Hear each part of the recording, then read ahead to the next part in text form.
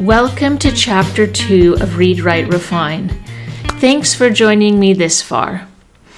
Okay, in this reading comprehension lesson, we're going to be making connections. That means connections between details in the text and the main idea. So when we bring these two together, we can have a better understanding of what we're reading. All right, let's get into it. I'm going to go ahead and read this text. Now, of course, you should follow the method of reading comprehension that you learned in Chapter 1, Lesson 1. In this lesson, we're going to focus on making connections between the topic sentence or the main idea and details within the text. So let me go ahead and read the text. Understanding twins, understanding ourselves. Everyone is fascinated by identical twins. They look the same. Even advanced digital imaging systems sometimes fail to tell them apart. Yet they have different personalities and abilities. Scientists study twins to collect evidence for the age-old nature versus nurture debate. How much of their behavior is hereditary and how much is conditioned by their environment? What are people born with and what is caused by experience? Now I'm just going to stop here. Again, I assume that you've already skimmed it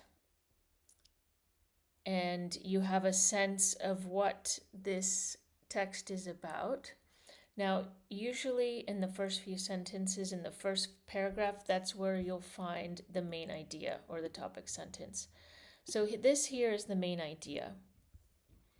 How scientists study twins to collect evidence for the age-old nature versus nurture debate. So nature means behavior that is hereditary. Nurture is behavior that's conditioned. All right, let's move along. Monozygotic twins who share everything before birth usually share everything after birth too. The same taste in food, music, sport, or politics.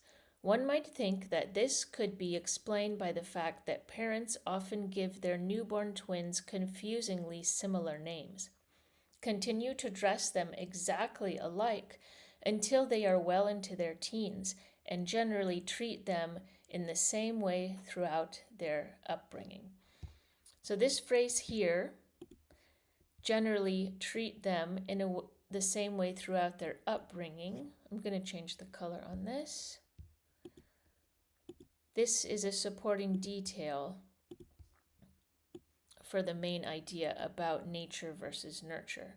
So generally treating them in the same way throughout their upbringing would be conditioned behavior or nurture. However, there are well-documented cases of identical twins brought up separately from birth who nonetheless have made the same decisions and life choices. So, however, this gives us an indication that there is a change of opinion or a change or a different point being made. And this shows us that well-documented cases of identical twins brought up separately from birth nonetheless made the same decisions in life choices. So twins brought up separately still made the same life choices. And this supports the nature side or behavior that is hereditary. Now moving along to the last paragraph. Because identical twins come from a single fertilized egg that splits into two and shares virtually the same genetic code, any differences between them must be due to environmental factors. Studying the differences between identical twins to pinpoint the influence of environment and comparing identical twins with fraternal ones to measure the role of inheritance has been crucial to understanding the interplay of nature and nurture in determining our personalities, behavior, and vulnerability to disease. The nature versus nurture debate is continually being studied. It's not conclusive. It's still being studied.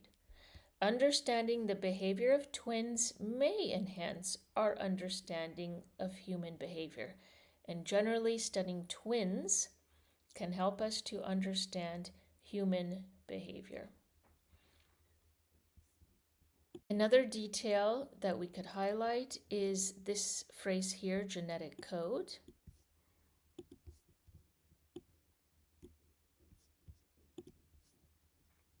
And any differences between them must be due to environmental factors. Okay?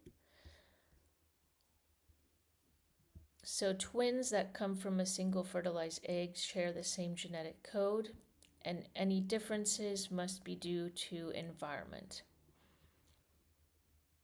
Now this here, we've highlighted the details that, or the main details that support this hypothesis here, or this main point, this thesis statement.